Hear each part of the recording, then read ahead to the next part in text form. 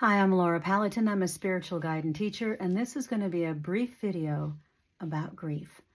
If you're watching this, I just want to start off by saying I am so sorry for whatever it is you're going through. Grief is a very complicated process. It's a process, I say, because it really is. You can grieve a lot of things. You can grieve a job. You can grieve an expectation that you're now realizing that for some reason your body is not going to be able to fulfill of your life. But usually when we talk about grief, it's about having lost a loved one. And that includes family members, friends, and pets. There's really very little as traumatic as the death of someone you love.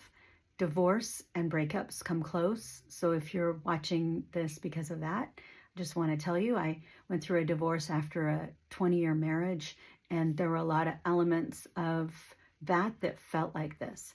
I lost my partner about 4.5 months ago. This is a little bit more familiar road to me, and I just want to share with you the few things that I learned that have really helped.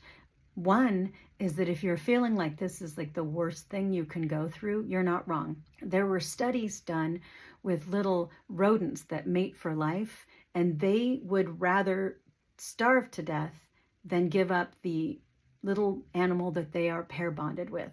We love deeply. We care about people to our core. And when those relationships are suddenly severed, the pain is incredible. Insurance companies have done work to establish what are the hardest things we ever go through in life. And death, especially the death of a partner, is at the top of the list. And it's not like somebody that you love comes way down lower. It's awful. So if you're feeling like it's terrible, you're right. But if you're watching this, that means that you want to get through it, and you probably will. 119 billion people have lived since humanity first started walking around this earth, and 111 billion people have died. This is not wrong. This is not something that should not have happened. It happens. It happens to every single person that lives. And if you lived well, you leave someone behind to feel like we feel. So part of the reason that we feel the way we feel is just because someone lived their life well enough, with enough love and compassion for others, that we care that they're gone. And that is something to be celebrated. Another fact that helped me get through this is that everyone that goes through grief feels that they did not get enough time with their person.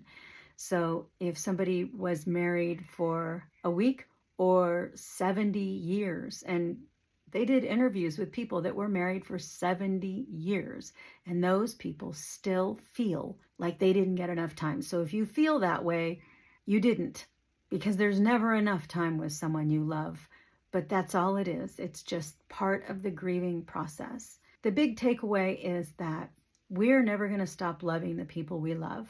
The way that we can go forward and live our lives and hold the love that we feel for them while also living a future life is to still hold the love, but separate it from the expectation of seeing the person. Because it isn't the love that hurts, it's the knowledge that we're not going to see them again. It's not the memory of the trip that makes you sad, it's the knowledge that you will not be repeating those trips. One video that I watched from a neuroscientist that I found very helpful was to hold the love that you feel for your person and envision them wherever you believe them to be. So whatever your spiritual or religious practice is, you can feel your love for them and then also envision them in whatever heaven, afterlife that you see them as. And once you can love them and also understand that physically they're not here with you, but they are somewhere, when you can really internalize that, that's when you can move on in your life, and you're never going to move on without them. And that's why they say time heals all wounds, right? It doesn't. But you do stop looking for them everywhere. And if you're going through what I'm going through, you go to the market and you look down an aisle where you used to shop together and you expect to see them there, because that was familiar and it was comforting and it was really wonderful. But when you get to a point in your life when you can go into that grocery store and you no longer have that expectation, that's when the pain starts to subside based on time. So that's what they're talking about when they say time heals all wounds. If you want to communicate with someone who's no longer in a body, I have found writing to my person very helpful. I do it every night before I go to bed because we always talked before bed, no matter where I was in the world. My Jim made time for me to communicate with him. So I just want to remind you that this is a process and that not everyone gets through it. So the fact that you're watching this video, that you're putting your time into this, that is proof that you've already started to make that investment in yourself and that your person was here to love you. Love never dies. And that you still have reason for being here, because you know how you'll know when you don't have reason to be here anymore? Your time will be up too, and that will come soon enough. So you just busy yourself with everything that you know in your heart you're supposed to be doing, and you honor their memory and try my suggestion of writing to them and talking with them and put one foot in front of the other, and it will get better. It will never be the same. You're going to be a new person because we are so defined by the people we love that going forward, we naturally will become new people, but we're going to be new people who bring that person forward with us. And that's the very best we can hope for.